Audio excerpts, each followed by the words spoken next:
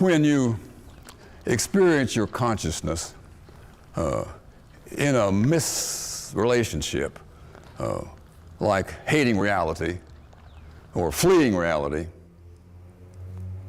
that's a kind of tragedy capable of the human being that the cat never bothers with. If you're fleeing reality, you're doing something that you can't do. You just think you can. You think you can make a substitute for reality that you like better than reality, especially when you got some reality that's kind of painful. It's amazing our capacity to invent another world that doesn't have that pain in it, right? But this attempt to escape reality into an invention of our own is always a failure. Why? Because you can't flee reality. And so having escaped in that manner, reality is always catching up with you. And when it catches up with you, your experience of being caught up with is called despair. Why is it despair? Because you have to admit that you've been living in an unreality, in an estrangement from reality, in a self-created delusion about reality. And you had hoped that was reality, and you're disappointed that it isn't. You know, death sometimes comes like that. You said, well, I thought death was something that happened to other people, and now it's happening to me. There's a great tendency in me to flee somewhere, if it were possible, into a world in which this is not going on, and so forth. Or maybe you're fighting with reality. Again, fighting reality is a tragic going on us because you can't win. I mean, reality is undefeatable. So if you're fighting with reality, you're creating despair for yourself. And so whenever you experience despair, the relevant question is, what part of reality am I avoiding, fleeing, fighting with? And if you discover that, you're on the way to healing. Because all you have to do when you've discovered what your despair actually is about is give it up. Lies about reality have a certain fragileness about them.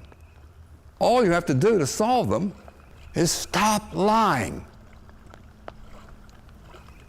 This is not always as easy as it sounds, because when you clung on to so tightly some untruth, you sort of wanted to keep it forever, but so it's a painful experience to have it, and it seems painful to give it up. But the solution is not to keep on having it, that's to keep on despairing. The solution is to realize that despair is a doorway to giving it up, whatever is causing the despair, and realizing that you're welcome home to reality. Reality is, like the parable says, there with open arms for all you prodigal sons and daughters to come home. And when you do come home to reality, why, reality runs out there and puts a robe on you and a ring on your finger and a new name for you and takes you in to the family of reality. And all that's required of you is just to accept the fact that you are accepted home. Your malice and despair and bondage and addictions and all this kind of obviously crappy type living can be healed by just acknowledging what's causing it, coming home to reality, and choosing to live a realistic life.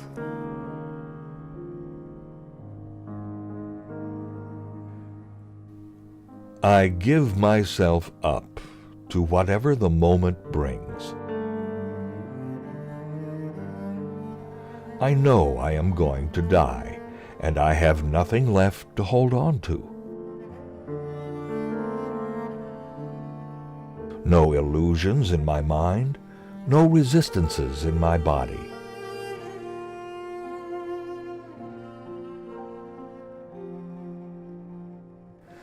I do not think about my actions, they flow from the core of my being. I hold nothing back from life, therefore I am ready for death. As I am ready for sleep after a good day's work.